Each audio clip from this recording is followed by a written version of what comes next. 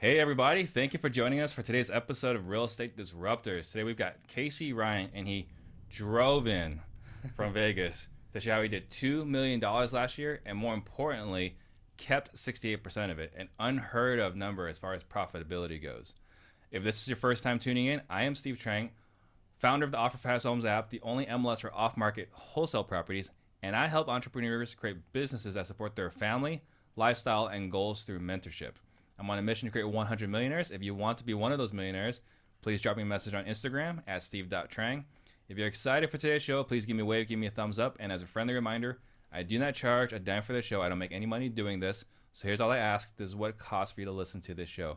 If you get value today, please tell a friend. You can share this episode right now, tag a friend below, or tell me your best takeaway from the show later on. That way we can all grow together. And this is a live show, so please ask your questions for Casey to answer. You ready? Yeah. All right. So first question is, what got you into real estate? Great, Steve. You really got that intro down, Pat. What got me into real estate? So I actually come from a engineering background. I know there's a few other people in our space that are too. And there's that nerd Jared Vidalis. Yeah, exactly. So I was going to school for 5 years for engineering and finance. And about halfway through, my brother-in-law introduced it to me. He was doing some flips, and I was kind of doing my own thing too. I was also on my entrepreneurial journey myself, and I started out. I was buying and selling a bunch of Jeeps on Craigslist. So like anything I kind of did, I always did just overboard, you know. So Right. It started where I just bought one and. I would buy them for a couple grand, buy them for $2, sell them for $4. This is like Panita with the couches. Exactly. Yeah, exactly. But I was like, yeah. So I wish it was couches. I would have been able to do a lot more Jeeps. But so I was buying them for $2, selling them for $4, and I did one of them, and I just got the taste for it. I'm like, dang, I just made more than I made at the time I was younger. So I was like more than I made, you know, all month, last month or whatever. So that one turned to 4, turned to 6, and got to the point where I was doing like 50 of them a year. And I was trying to balance going to school. I was going to college. I was working part-time valet at night. So 6 to 2 a.m. I'd go to valet. At night, I'd be just looking for Jeeps all the time on Craigslist, constantly setting up a bunch of searches. And then the second they'd come in, I'd be blowing people up. It was the same game that we do now, but just bugging people to get what they have that you want. Right. And so I'm going to school, doing the Jeep thing, working at night. And then I spent a summer with my brother-in-law just kind of learning the ropes, because he always saw me out there hustling. I saw him doing the same thing. He was much older than me. And I just tagged along a couple houses, just drive them every once in a while. And that was back in 2013. Mm-hmm. And so I spent kind of a summer just interning, I guess, just kind of playing around, just figuring out, seeing how the paperwork side works of everything. So I did that. I found my first deal back then, but it wasn't as attractive to me at the time, because I was already, you know, basically 3 years into my engineering degree. I'm like, I'm not going to abandon this and just jump into something else. Yeah, you got sunk cost. Yeah, and we were just kind of coming out of where everybody was panicked for real estate. So it wasn't as sexy as it is now, or the last few years have been. So I stuck to I spent the summer through with him, and then I jumped back to engineering and just hammered it out for basically 2 more years. But like the last 2 semesters or so, we started talking again about me doing it when I graduated. And again, I was young. I was like 21, 22 years old at the time.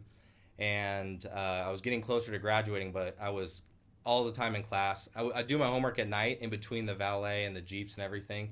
And then in class, I would just be on the MLS all the time, looking for deals, trying to find wholesalers, sending me deals. That's just obsessed with it. Well, it's fascinating, because like, how are you able to balance all these different things, right? Like, I mean, I'm an engineer, or was an engineer. So like, engineering school is no joke. It was not a joke, yeah. Right? So you got engineering, and then you're valeting, and you're doing the Jeep thing. It's just crazy to me that you have all this energy, and something I think is really important for a lot of guys that are getting into this business now. because it looks really easy. It is not. It looks really easy, right? And they think, oh, I can just get in and just, you know, do like $10 a day or whatever, and I can get this going. But you were obsessed. Obsessed. Yeah. Right. Absolutely. So anyway, continue. Yeah. Anything that I've always done 110%, you know, and just having a really strong work ethic. So, but yeah, so back to that, I'm beginning to graduate. I graduate in 2015, and I'm getting good job offers because, you know, engineering jobs when you're 21, 22 years old, they're 70,000 base with commissions. You could pretty easily be making $100,000 a year within a year or two. Mm-hmm. And I just decided to abandon that, and I'm like, you know what? I'm just going to give this a shot. I have the safety net of my degree if I want to go back to that. So I denied all the job requests, and it was that was a scary time for me, but I took the risk. And I jumped on board with my brother-in-law, and we hammered it out for 3 years. And our first year together, we ended up doing around 70 flips or so. Wow. Yeah, we were strictly flipping, and dude, we were doing everything from A to Z, like meeting the contractors out, getting the bids, going through every single line item, knocking down the bids, ordering all the stuff from Amazon, getting it to my house, Home Depot, dropping stuff off, all the way through the flip, quality control, scheduling the photographers, staging, like knickknacks from Home Goods, staging the houses, then listing the property, taking the offers. We were the agents, we were everything.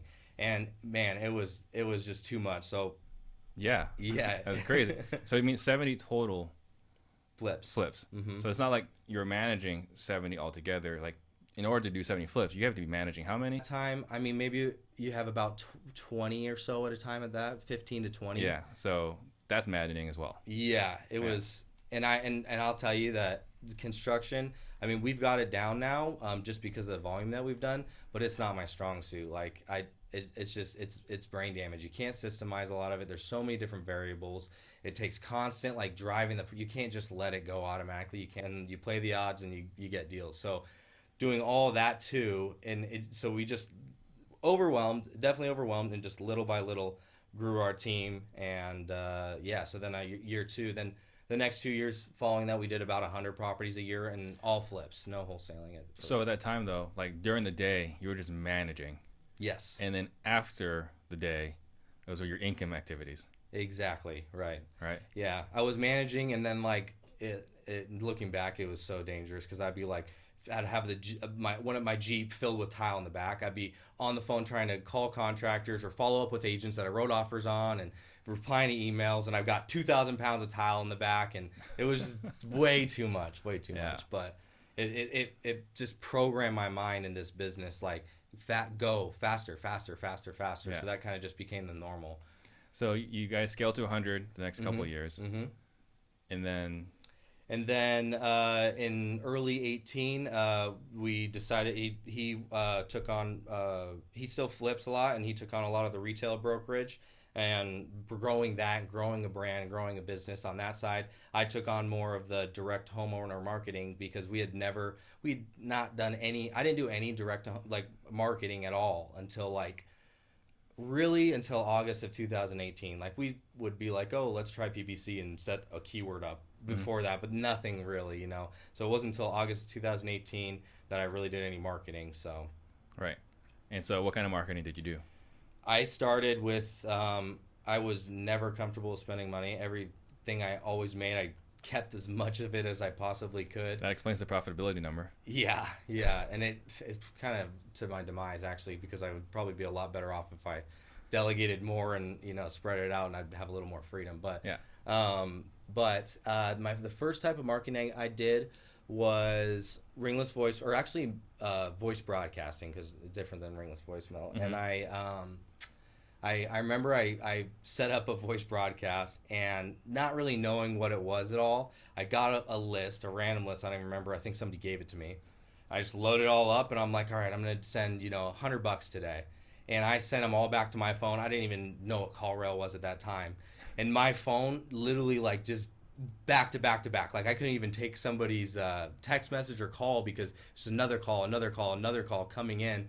I remember I was answering as many of them as I could. I'm like, this is amazing. Like, I don't know what everybody's talking about. It's hard to get leads or whatever, because hear real estate agents, because I came from that side of working with agents trying to find deals. And and I remember first round I sent, I get an appointment, I go on an appointment, and I get the deal first one. I'm like, this is awesome. I'm going to do this every day. Right. I'm going to get a deal a day. So I just start doing that a little bit more and just kind of refining it and figuring out what I'm doing there, looking at the data and the reports that comes back after I send them and just refining.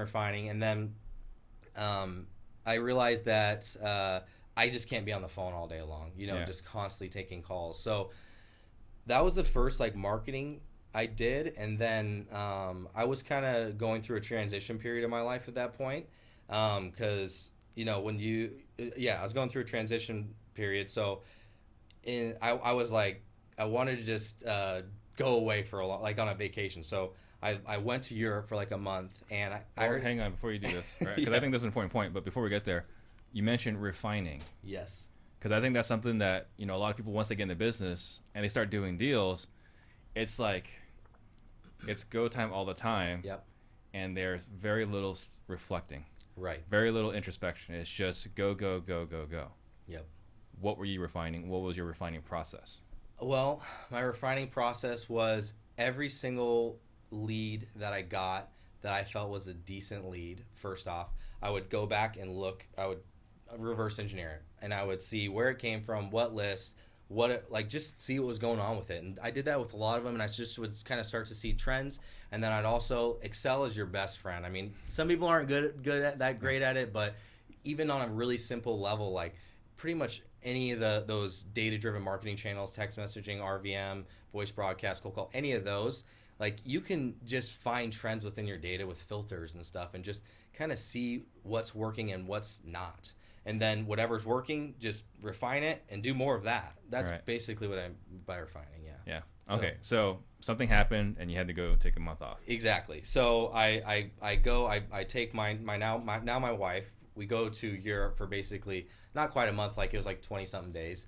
And when I was flipping Jeeps, I had my friend Ryan that he's now my acquisitions guy and like right hand man. He does way more than just acquisitions. But when we were flipping all the houses, when I was valet, I got him a valet job with me. When I was flipping the Jeeps, he watched me flipping them, and he was like, "Oh, I want to do it with you. I want to do it." And I was always like, "No, just don't come into my territory, And then one day I had to go to class, whatever, and there's a deal, and I'm like, "Oh, this guy's always wanted." I'm like, "Hey, there's this deal." Whatever. So he goes and he gets it, and then when I started flipping them, we started doing a lot of them together. And then I moved on from that. I was still working valet, and I got him a job there too. And then when we were flipping all the houses, he wanted to do that too. He's always like, "Can I come do it?" I'm like, no, because I didn't want to ruin our friendship either. So then he eventually did, and he was doing our project management. Because as we grew, I mean, that first year was crazy, and it was always crazy, but we started to get transaction coordinator, and then project manager, and then so forth. And he was our project manager, so he was running all the construction jobs. And then when I went to do the direct homeowner thing, he wanted to come too. So, but I was also, again, I'm like, I don't want to be responsible for anybody but myself. I just want to be left in my cave to work. Ultimately, I'm kind of like an independent worker. I just like to be kind of in my own bubble. But I'm going to Europe, and I'm like, I got all these leads, and he keeps asking. I'm like, okay, well, okay, I have these appointments, so I'm gone. Will you go on them while I'm gone? And he's like, yeah, absolutely, whatever. We have no agreement in place, nothing. He just wants to learn, and same thing with me. So I go away, and while I'm gone, I give him like 4 appointments, and he gets 3 deals. And I'm like, I knew, because when he's doing construction management, everybody just loved him all the time. Like, he has a great personality. I always knew he's better suited for something else, because that's like an hourly task. He can actually generate revenue, because I would see it with our Jeeps too. And so I come back, and I'm like, man, like I don't love I was good at acquisitions, but I didn't love it, and this guy loves talking to people. So I just start marketing. I'm like, start feeding him leads, and he just starts killing it. So I don't know if that's like the transition and how I go into direct to homeowner and started marketing, but I'm doing RV. I'm just producing all these leads. I'm working them, he's working them, and we just started scaling up from there. So I think that was 2018. I had a trailing of the properties that I had, because when you're flipping, your pipeline gets way bigger because the sales cycle is so much longer. Mm-hmm. So if you you end up having a lot more properties on your books or whatever. So trailing into 18, when I stopped flipping as much and only was focusing on wholesaling, I think that year I ended up, all the deals that I found and I produced and then went on my own, it was like a little over 100 again. And then that was 18, and then it transitioned in 19 where I started to see how well we did, and I'm like, let's amp this up, So, well, talking about how well you did, like what were you doing that you were finding was working really well at that time? At that time, again, data. I couldn't take the calls all the time with the ringless voicemail and the message communications, or sending out voice broadcasting through message communications. So I switched to sending out text. I started doing texting. And again, not really knowing what I was doing, I would just say, I'm going to put $500 in and I'm going to run it and see what happens. So I started doing a lot of texting, and we were getting a lot of deals. Like, a lot of deals, when you're spending only a couple grand a month, when you start getting like 4 to 6 deals a month, that's pretty good. It's hard to get incredible ROI over that. Yeah, exactly. It's incredible ROI. And then I started to stack up. I had some cash saved up from those years of flipping, but not a whole lot, because I was basically in a partnership, and then we had investors too. So I wasn't able, when we were flipping hundreds of homes, I wasn't making millions of dollars at all. I put my time in, and I, sweat equity, and I learn, and anyway, so I started to get more cash after I was wholesaling, and then I started dabbling in the more expensive lead channels, PPC, getting content writers for SEO. Pretty much those are the only two. I never did in 18, and pretty much all of 19. I didn't really do any cold callers. No, I didn't hire a bunch of cold callers and do all that. I just, only cold calling was our warm leads that we're doing in house. But right. Yeah, a lot of text messaging, a lot of it. So in 2019, we're talking, $2 million in revenue. That's predominantly texting. You transition from slide broadcasts, or from broadcasting to RVMs. Mm-hmm. Well, I was doing, that was 18 that basically. So you transition to RVM, mm-hmm. and you added pay-per-click, and then content writing. So no one's ever talked about that on this show. I think it's a great topic. Yeah.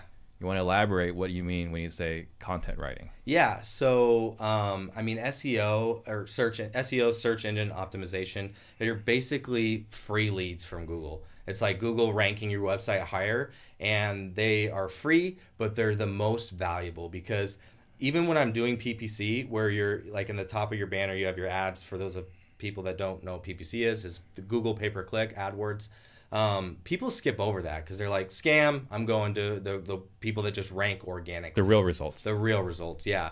And to get ranked, there's all keywords and stuff you can do on your website to optimize it. But one of the main factors is, among dozens of other things, I'm not an expert on it. I have a company that helps me with it, but is writing articles and content like on a blog on your site, because all those keywords within those blogs, that'll help you start to rank organically. Mm-hmm. You don't want to do tricky stuff to try to get to the top, because if you get caught, you're cut off. You're blacklisted. Mm-hmm. So did you have, like, when you were doing that, did you have like in the back of your mind, like, this is like a short-lived thing? Because like right now, in my opinion, I could be completely wrong, I think this texting is it's got a shelf life. It's gonna end very soon. Did you, with Google, with the way they're always changing algorithms and so on, think like, okay, I'm spending money in SEO, but this can be gone overnight? I didn't think that way. I probably should have, but I was, when you're in the eye of the storm, you don't really see what's going on. And I was doing all these marketing channels, and I'm running the marketing channels, and like, it was pretty much just me and Ryan working all this stuff. So I didn't think that far. I'm like, I'm just doing what's working now, and I'm doing more of it. Yeah. So I wasn't concerned with SEO and PPC. Honestly, those are the ones that I felt probably most confident in. It was more the texting and the gray area type marketing channels that I was concerned that would eventually evaporate or diminish. So that's why I started going the more expensive ones, because I wanted to know how to do a little bit of everything. So if that does dry up, I can just switch to over here. You kind of always got to be adapting, especially in today's market. Right. Yep. And it's happening right now with texting. It's getting squeezed and squeezed and squeezed. I've seen the main thing that I look at when I'm texting is your response rate, because if your response rate, that'll screw up all of your numbers as far as your cost per deal, cost per lead, just the amount you're spending. It's like, so you've got to really monitor your response rate, and there's so many different factors that go into that. You know? What was your response rate? I'm just curious because I didn't get in the texting early like you guys did. Mm-hmm. What was your response rate when you first started doing texting?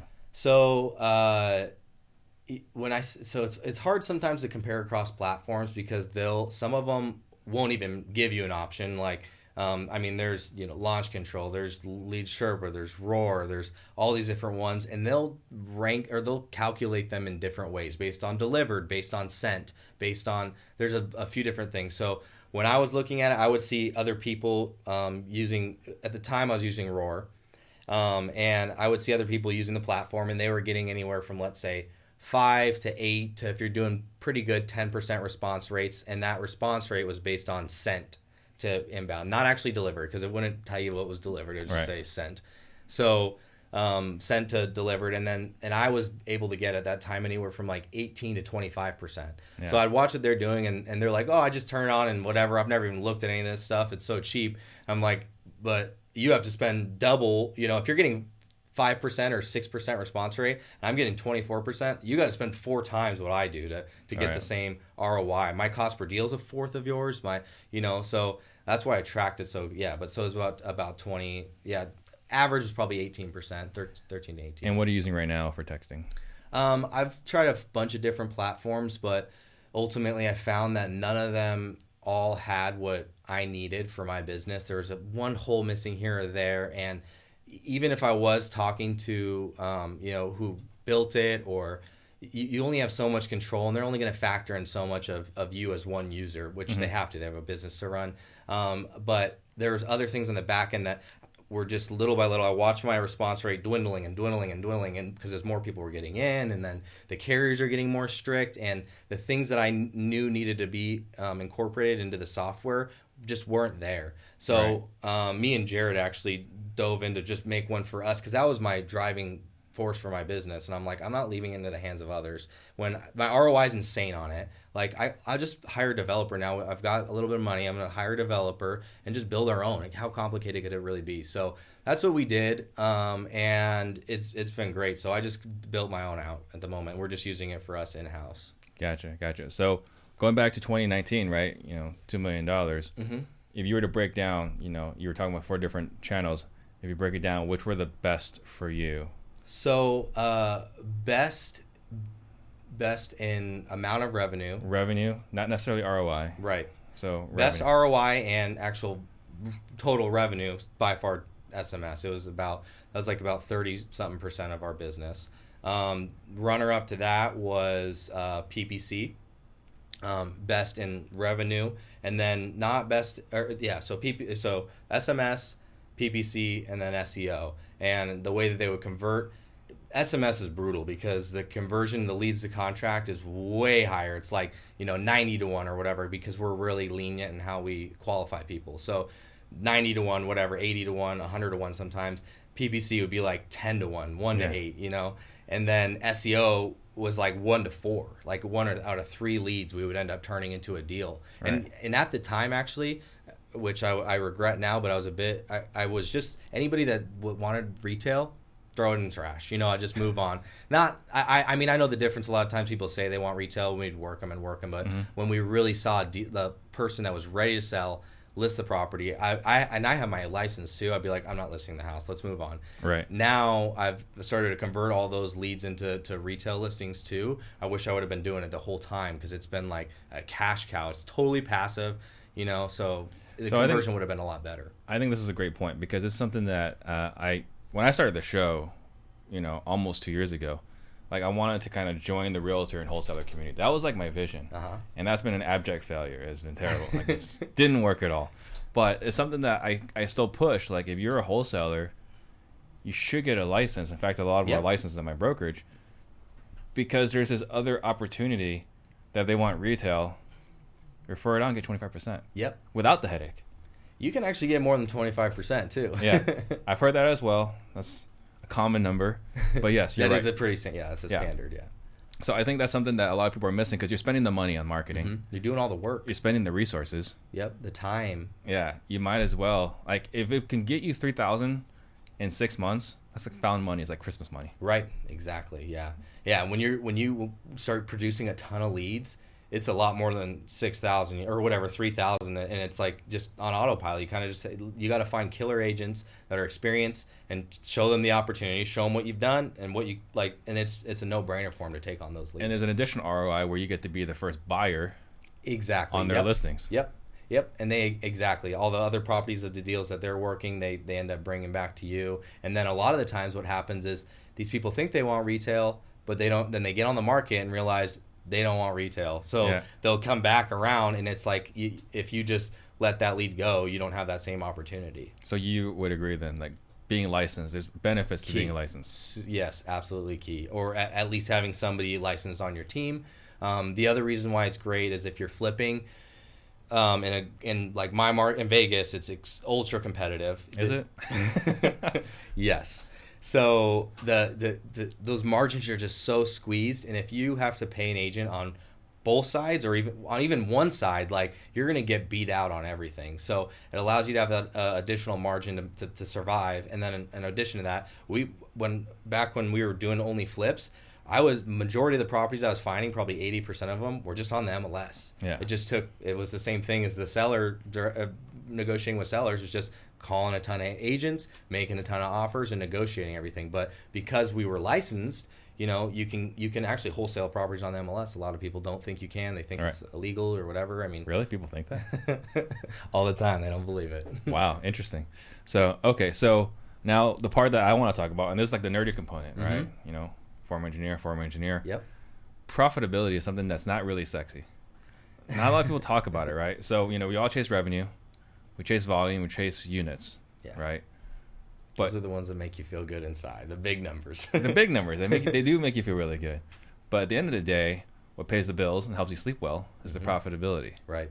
So you've done a great job. I don't know anyone running higher than 50% profitability. For our team, profitability is something we chase.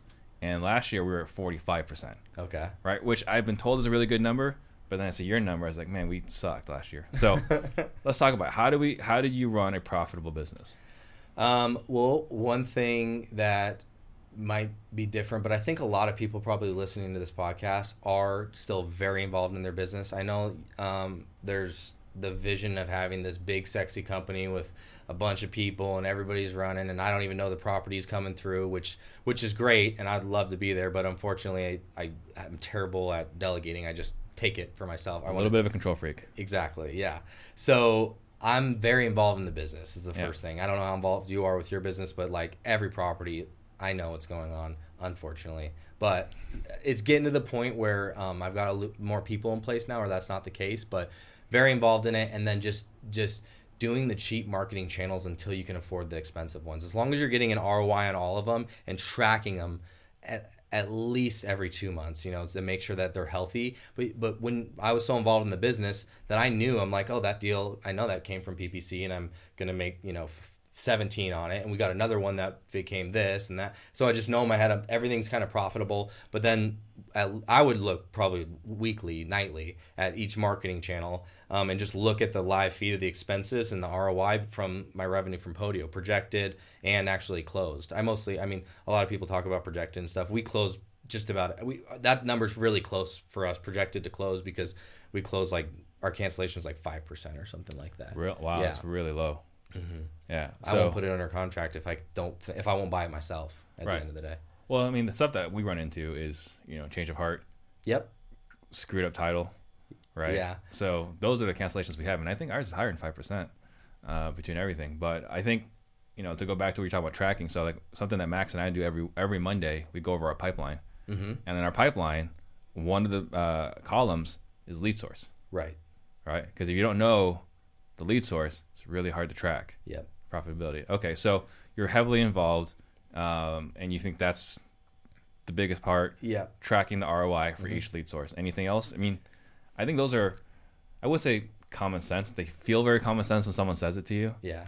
But are there other things as well, or? I think that is never conversion, like making sure that you have a good salesperson, because salespeople will get fatigued if you feed them too many leads, or if they're not converting things right. Like before you start dumping money into any marketing channel, is you got to make sure that you have sales and conversion tackled. And I'm lucky enough. I think that's one of the biggest secrets to our profitability and our success is Ryan. He's an incredible sales guy, and he's not. I wouldn't even consider him like a lot of times a salesman. It's just so natural to him. It's not like he's when you think a salesman, he's not like a car salesman. You don't feel sold, right. And so pretty much like we would go head to head with a lot of people on deals, and they would give it to us for less often, and it's because he's just so likable. So I think that having a good salesperson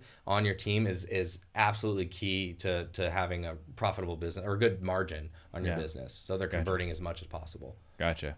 So let's talk about your line items, right? So I know like one of my biggest expenses is labor.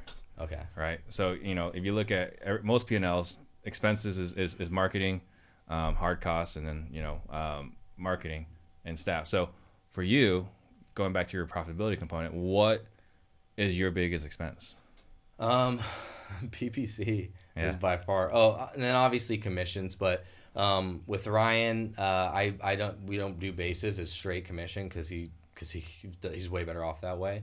I've just finally, when we did last year, we closed 144 properties last year, and with that was done with me, my assistant, transaction coordinator, part-time bookkeeper, whatever you want, right-hand girl, mother hen, Kelly. Oh, that one person's doing those three things. She does book. She goes in QuickBooks, assigns all the charges, prints all the receipts, makes sure all the files are good. She does all my TC, makes sure that like any properties that we do, if we wholesale them or whatever, or flip them. She's managing 12 properties a month.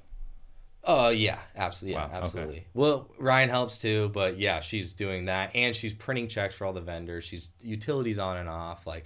It never ends. And you got she's a superhuman there. Yeah, I do have a superhuman. You're absolutely right. Yeah, she's incredible, and I was really lucky to find her. That was my first hire other than Ryan, which Ryan was more of like kind of like a partner thing in the beginning when he was doing all the acquisitions. Kelly, I just was lucky enough to find her on Facebook, and so his assistant was my first hire. But all that was done with Ryan, me, Kelly, this part-time guy that would kind of dial on all of Ryan's leads, like kind of warm him up, preliminary rapport building, qualifier, whatever people want to call him, lead manager.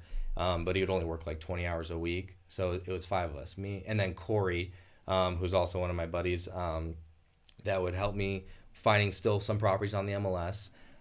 He would do all the disposition, which for us, disposition's pretty simple, and then Ryan was doing the project management and acquisitions, and we're like, you need to stop doing that. So then Corey took over that role too. So it was basically just the 5 of us, or 4 of us plus Chance. Gotcha. So So Ryan's acquiring.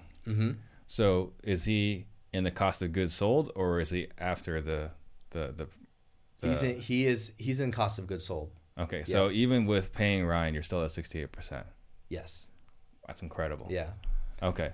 So one thing, I hope you don't mind me bringing this up. When we first met, you were kind of going through a situation, right? Like we met, Jared was speaking at McFate Brewery, right? I have our monthly meetup, which we're not going to have this month because of everything that's going on. But we have our monthly meetup, and Jared was speaking, and you flew in from Vegas. But you're kind of going through a complicated situation at that time. Yep. You care to talk about that at all? Yeah. So that's the transition period. Is right. Me and my partner just went different directions. And it was really, really tough because he was a mentor to me. He changed my life. So it was a tough transition when we split. Now in retrospect, it was the best thing for both of us. So, but yeah, that was whenever you split with somebody that you did so much with and grew so much with, it's painful. It's like divorcing your wife, Yeah. So, that took me a little bit of time to get over that hump, and that's why I didn't want to work with anybody. I'm like, I just want to be left alone. I didn't even want like an assistant or nothing. I'm like, I just want to be in a cave, Yeah. So one of the things that I've said many times, right? I think people shouldn't do partnerships, right? Something I've said a lot. Brent Daniels has pushed us a lot, but at the same time, I have a business partner, so it just made sense with with the skill sets, there was so much synergy. It's like it's a no-brainer. Yep. But for you, someone that's gone through a partnership, and you've learned some lessons along the way. Oh yeah.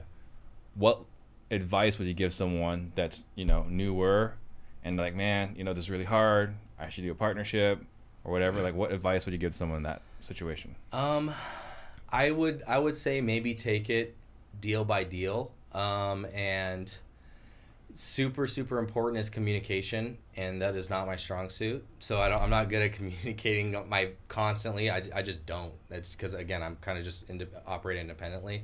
So communication. In retrospect, it was one of the greatest things that happened to me, but now this is much better because you don't have to worry about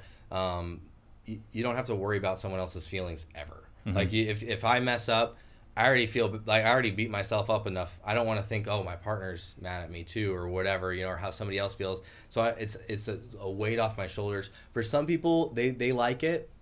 I think you might be better off finding somebody to do deal by deal, like just small partnerships or like a mentorship where you're it feels like a partnership deal by deal.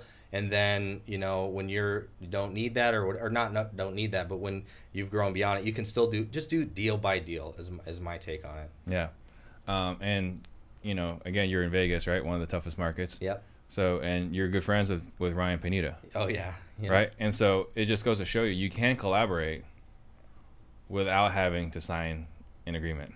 Yes. Right. I did a lot of collaborating with guys in my marketplace that were my top competitors, like Alex and Jason. I don't know if you know them in Vegas, but it's them and Ryan as far as like direct to homeowner marketing and a bunch of other guys. Mm-hmm. And it feels good to be an open book and just be like, oh, this is what's working for me. Like I like doing it. So that just kind of happened organically. And me and Ryan were kind of just more friends first. And then it's like, we would just then maybe throw in questions not push too much because everybody still wants to have something in their back pocket, Right. They don't want everything, but so we would just ask each other questions and stuff and grow together, because what we lose to each other, let's say of our competition, let's say every once in a while we lose a deal here or there, let's just call it 5 or 10%. It's first off, it's like, great, it went to my boy, like, mm-hmm. That's cool. But second off, it's what we grow and gain together way outweighs what we lose to each other. So for sure. Yeah, it's not even close. Yeah.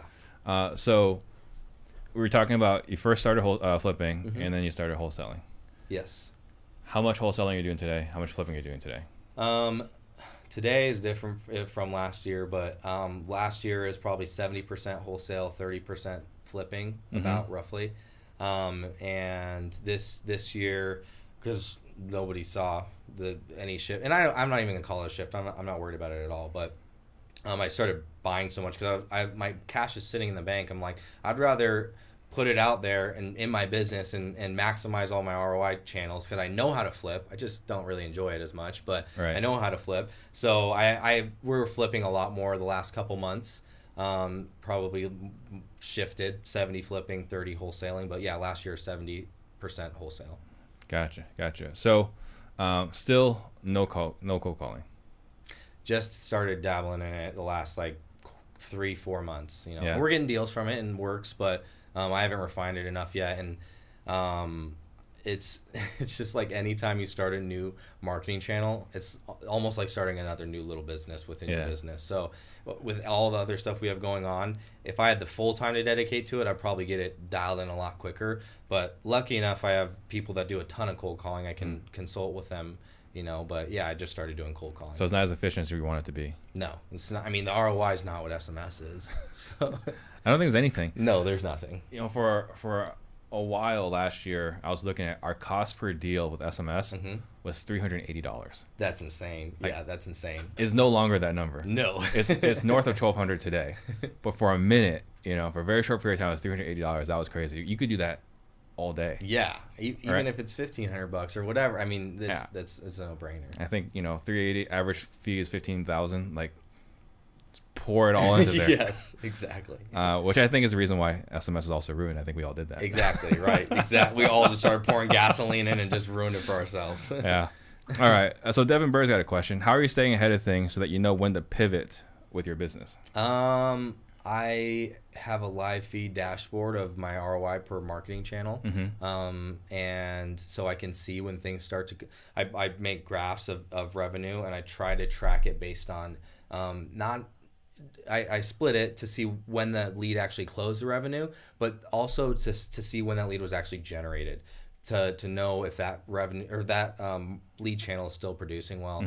So I can split from SMS, RVM, PPC, SEO. I have dashboards for each of them with statistics for all of it. So I just look at each one of them and I just click through and I'm like, oh, that one looks good today. Or like that one's looking really good this month, this year, whatever. So that's one thing. The other thing is constantly looking at the inventory in your market. It's so important because you'll be able to tell if you can tie deals up a little bit higher because you're going to get a little bit more, or if you're wholesaling, if flippers are going to pay more. That's how I stay ahead of it, is inventory and looking at the marketing channels constantly. Gotcha. Yeah, that's one thing that I pay a lot of attention to. Have to as a broker and a wholesaler. Yep. So one of the metrics you're tracking is from initial conversation to closing. Correct. Well, not time frame, but when the lead was produced. Yeah. To see what was spent that month a lot of times. Yeah, we need to start tracking that. Yeah. So Rick Ryan says Dad is watching. So be nice. That's my dad. Hey, Dad. All right. So right now you're focused strictly in Vegas. Yeah. All right. So there's a lot of doom and gloom right now. Right. And the hotel industry is obviously a big industry in Vegas. Are you doing anything differently at all, or are you just going to keep doing what you're doing? I mean, I'm liquidating, just to be prepared. I kind of always make sure that I don't put myself in a position where I get run dry if things shift a bit. But as far as like making sure you have enough cash flow to sustain for, I mean, at least 6 months, but really you want to have 2 years, in my opinion, for your marketing, for your hard money payments, all that kind of stuff, construction costs. You need to be prepared there. But the reality of it is, if you're prepared for a year or 2 years, if things shift, it's not like every property you're holding is just not going to sell. So right. How am I preparing? You mean preparing for any sorts of shifts in the market? Is that what you mean by that? Are you making any adjustments at all right now? Yeah, I mean, it's just a very temporary thing. I don't want to look back and say, because we have plenty of leads in our pipeline. So I've pulled marketing back just while I get, because I think right now we own like 22 properties that we're flipping also. So I'm just going to start focusing on construction, getting rid of all of them, so I have enough cash in the bank to strike when things do get sticky, in a little bit here. Yeah. One thing that was really cool, we were on a call yesterday and put together by Carlos. Oh, yeah. Yep. Right? I mean, the power, you were talking about collaboration with Ryan, so on, like the power to be on a call with all the top guys across the country. You want to speak on that at all? Yeah, honestly, I was pretty flattered that I was asked to be on the call, but I've been friends with Carlos and Sal forever. We actually, when we were buying a bunch of properties, I was buying like everything when Sal was doing Dispo. Yeah. So a long time ago. And my personal house, I actually bought from them, Carlos and Sal. I paid them a $98,000 assignment fee. Yep. So anyways, that was a sidetrack. But on that call, yeah, because you have a lot of people that have their finger on the pulse. They're spending a lot of money on marketing. They're watching things very closely, and they didn't end up with these successful businesses by mistake. So it's just good to see what everybody else is thinking. I think that everybody's specific business is going to be different, and their exposure to the market shifts, so their risk is going to be different, and every business specifically and market is going to be different. So I just kind of took the generalities of it and just made me feel more comfort and just confirmation of the way that I'm handling the shift for us. And so, for you, right, for the guys that are listening to the show, like, what's one generality that maybe you could share with everyone that's listening right now? Yeah, so the main thing, of course, making sure that you've got enough cash to sustain. But I mean, if it's here now, it's too late if you didn't prepare. So right. Going aside from that, what you can do is, one, just make a plan and stick to it. Like, decide what you're going to do with your business. Like for me, I decided, okay, I'm just going to make sure that I get out of all these properties as quickly as I can, all the flips that I have, not in a just fire sale, but like complete the projects, follow the process, but just focus on my energy into that, and don't worry about what's going on, because you can't control that. Focus on what you can control and let the rest happen. But just monitor what's going on, like your inventory rates and stuff. So you price things accordingly so they'll move, and just figure out the plan, ignore the rest, and stick to it. Because if you're panicking or you're stressed and whatever, you're going to make bad decisions. Yeah. You're going to sleep miserably. Like, I feel great. Like, I'm not worried about it. Yeah. So. Rome Kirkland wants to know, what percentage are your buyers willing to pay for your wholesale deals?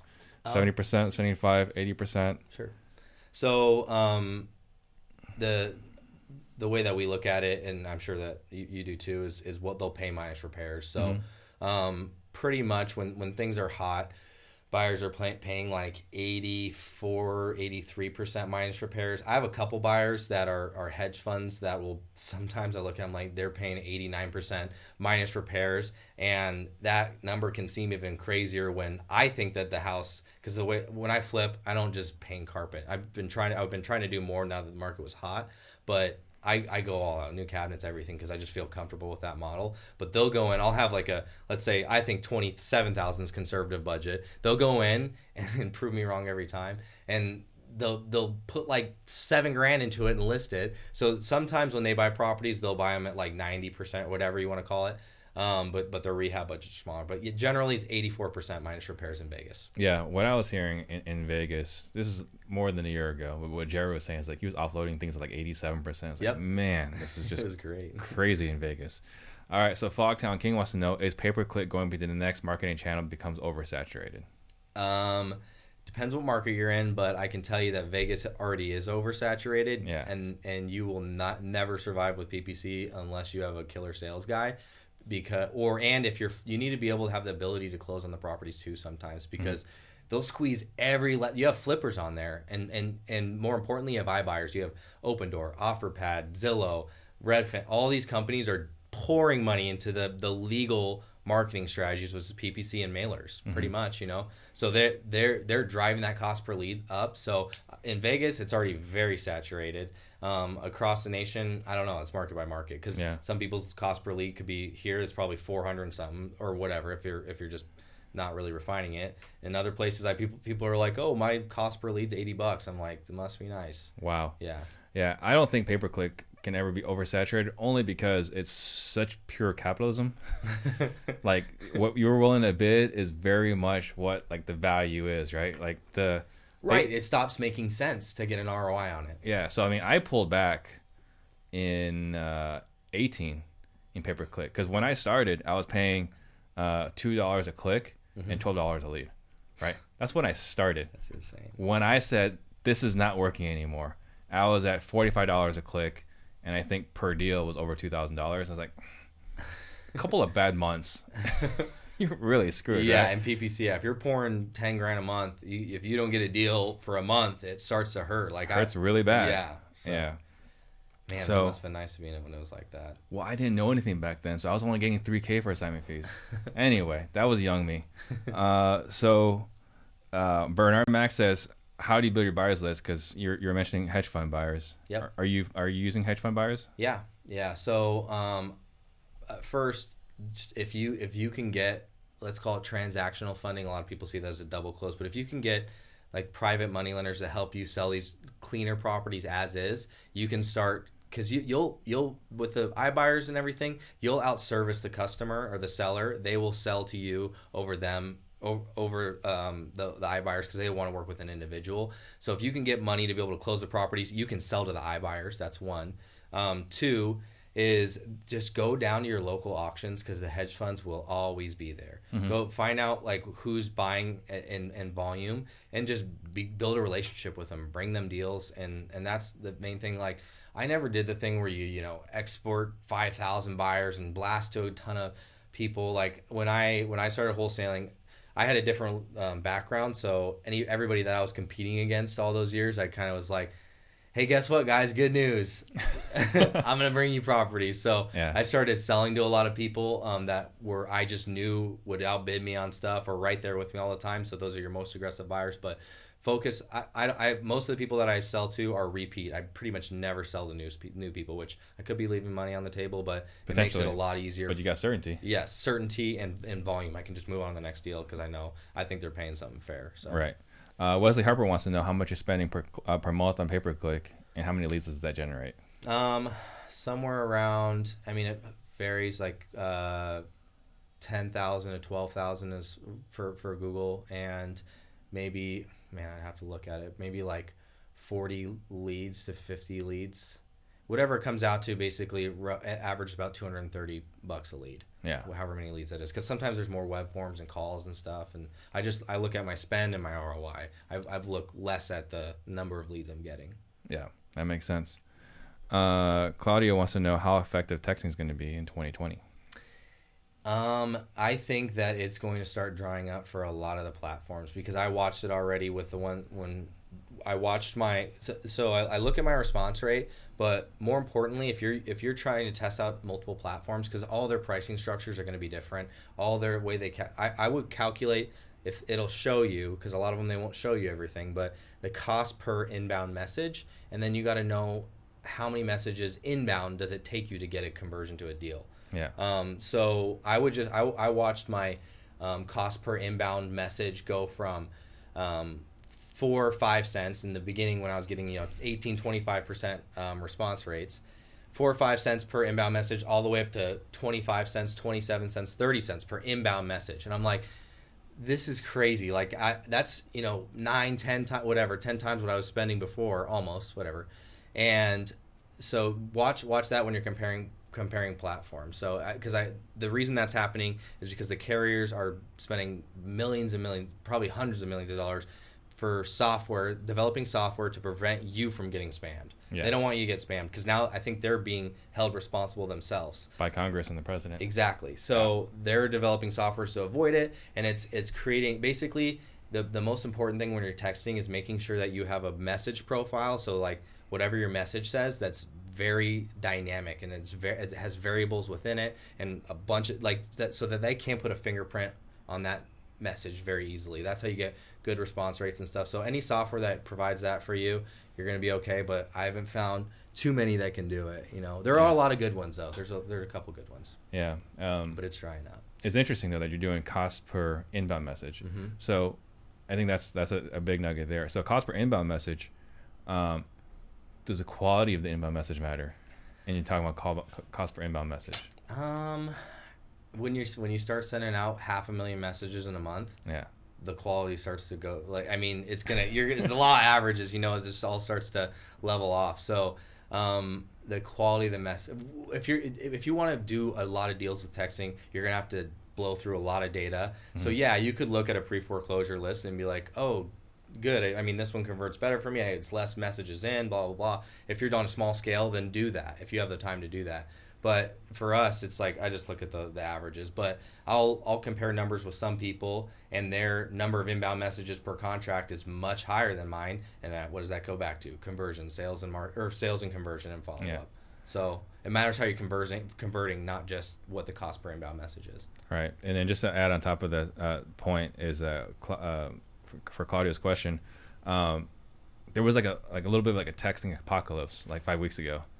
You know what I'm talking about? Yeah, when all the carriers shut down. Yep, yeah, exactly. They saw who was doing this stuff to everybody, like spamming everybody, and they shut the sources down. They cut them off. Yeah, I mean, for like 5 or 6 days, there was no texting. Yep, exactly. So I was still texting. Yeah. Well, good for you. You were ahead of the curve. Because I don't have one source that's basically sending out hundreds of millions of messages. Yeah. It's like on a smaller scale, and I need that for my business. If I had a platform for it, that's different, it's trouble. But and Carlos Reyes says, hey, what's up? What's up, Carlos?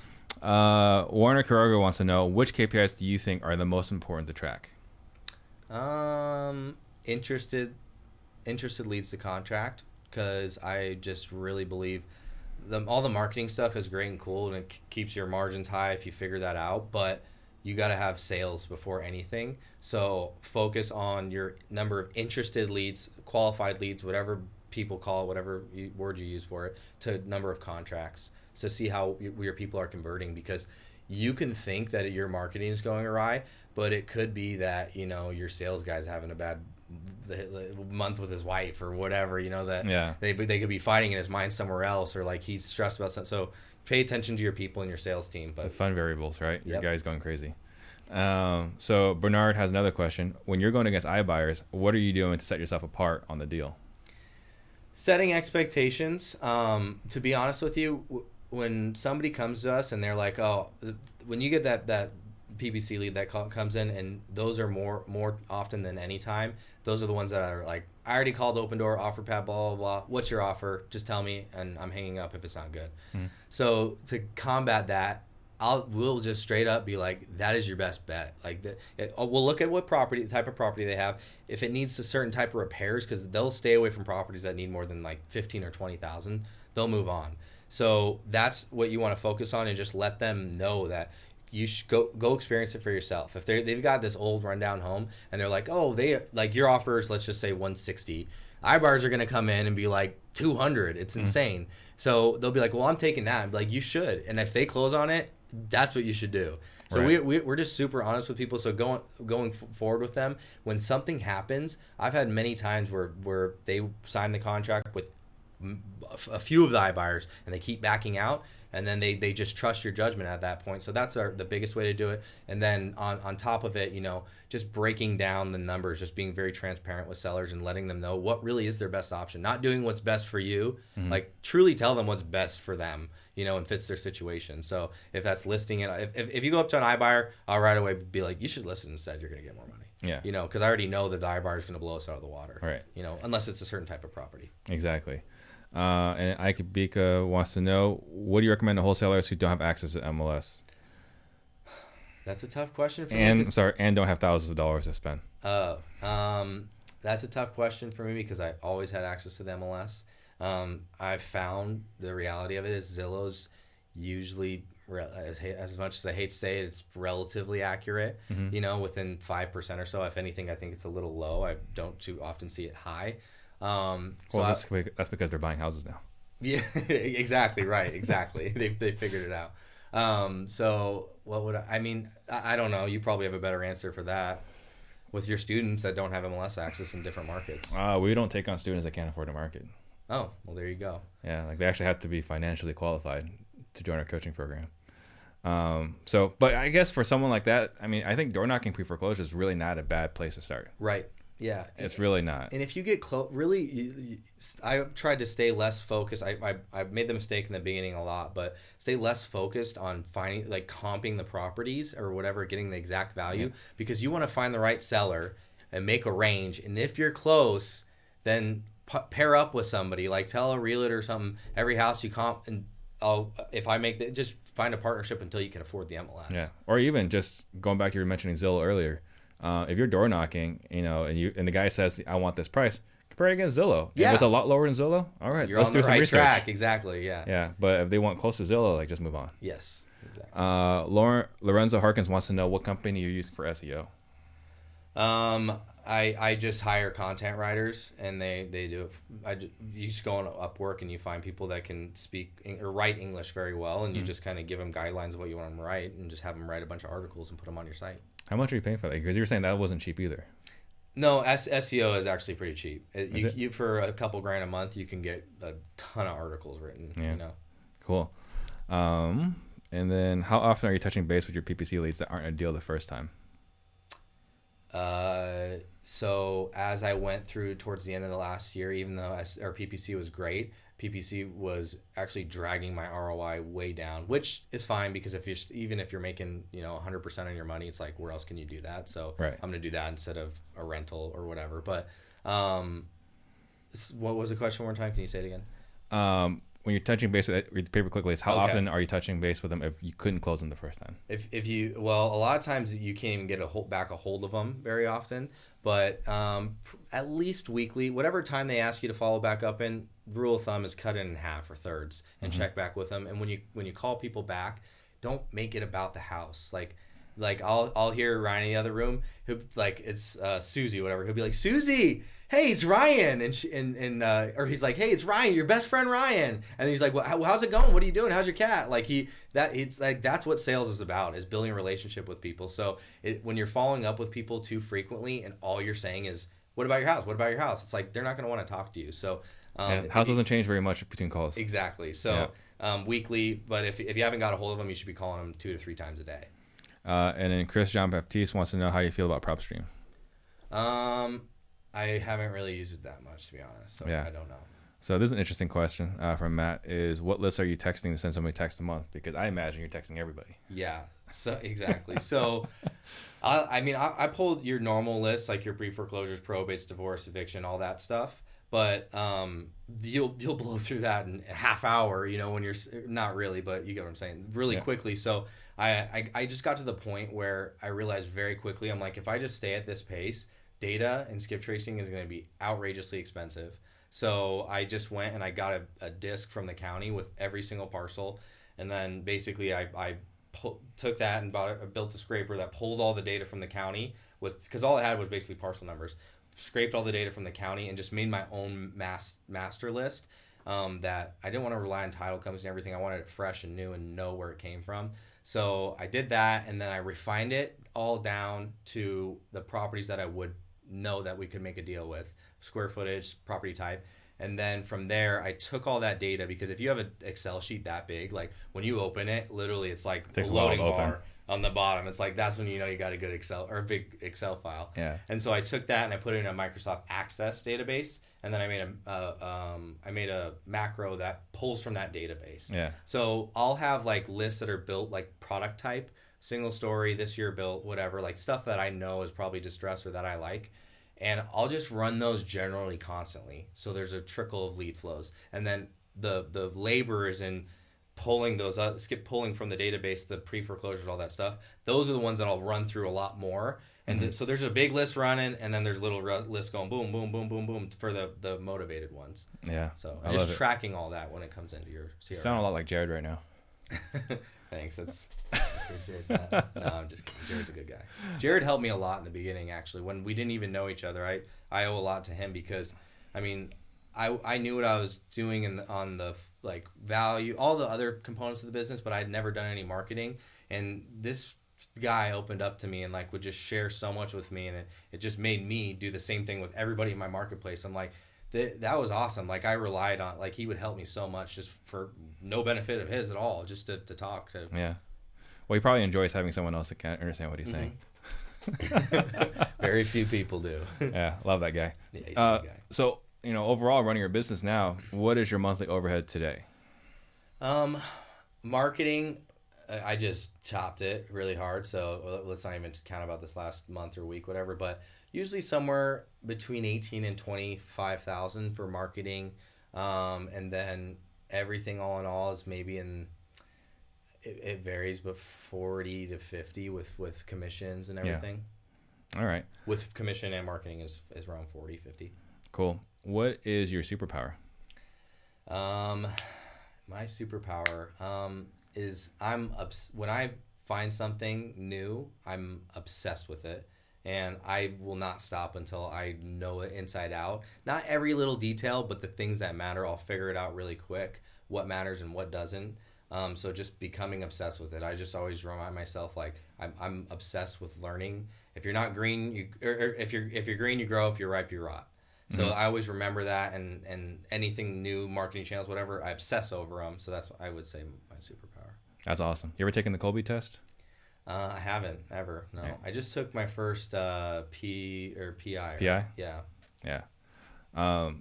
So one of the things in there is fact finder, and that's the guy that's gonna go deep, right? He's not gonna understand it like on a shallow level, like he's gonna go really deep on it, and that's just was one of those things where it was one of my strengths.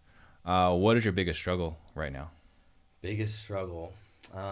It's just constantly seems to be, it's without a doubt it's time management, because when you have a small team and everybody's doing so many different things, it's you just lose track of the day. And before I'm like, I can't believe it's 7 o'clock, and then I go home and eat dinner and like hang out for a minute, and my wife is a nurse, so she wakes up really early, so we go to bed and I'm just in bed working, catching up. So time management is my weakness, but probably delegation. I'm very bad at delegating things. I just want to do it myself, or even when I do delegate it, like I just can't help myself want to just do it again myself a lot of the time. So I more importantly just don't even want to know what they're doing, because if they tell me, I'll just jump in. So I totally understand that. Is there a book you've gifted more than any other?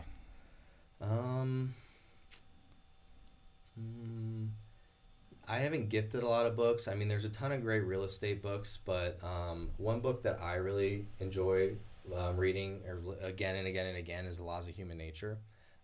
It's just I just like listening to like the mentality of people over time. It's just a great book, Laws of Human Nature. Gonna have to check that one out.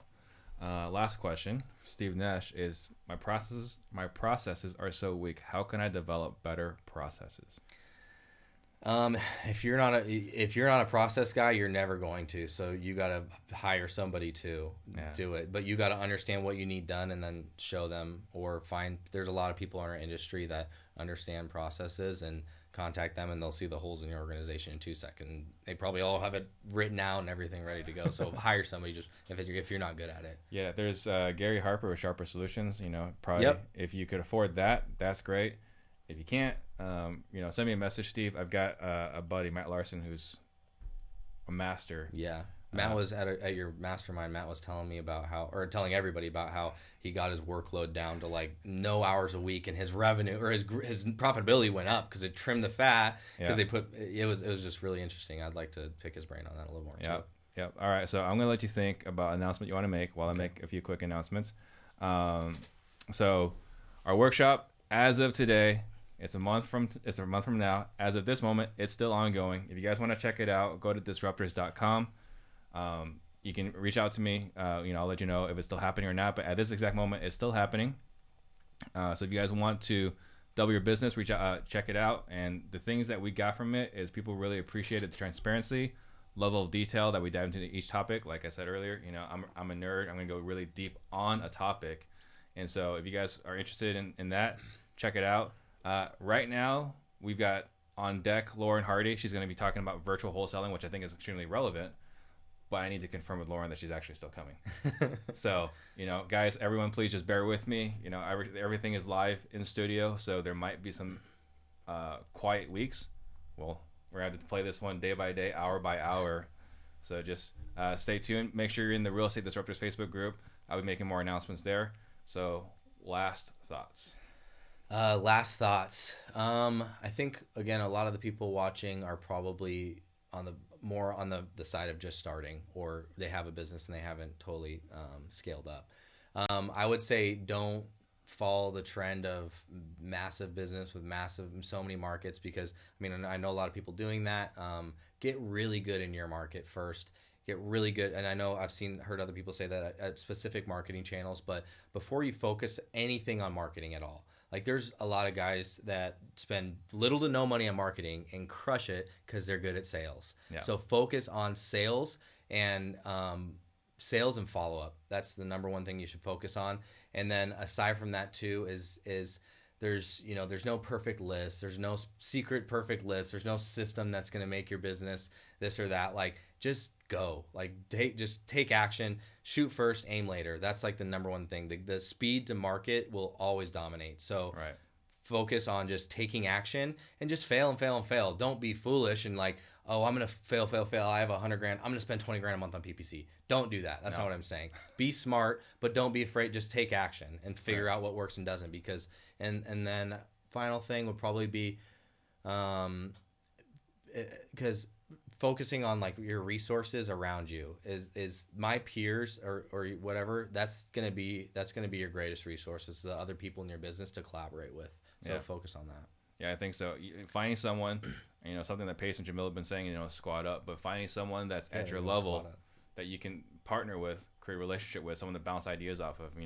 We're very fortunate. We got to share our thoughts, compare notes with some of the best people in the country. Yep. But wherever you are right now, there's other people in that same circle. Collaborate with them, improve the squad. Yep. Find somebody who's doing more than you and improve their situation. They'll help you too and pay it forward. Absolutely. All right. Thank you for coming. You're welcome. Thank you guys for watching. I appreciate it. Disruptors.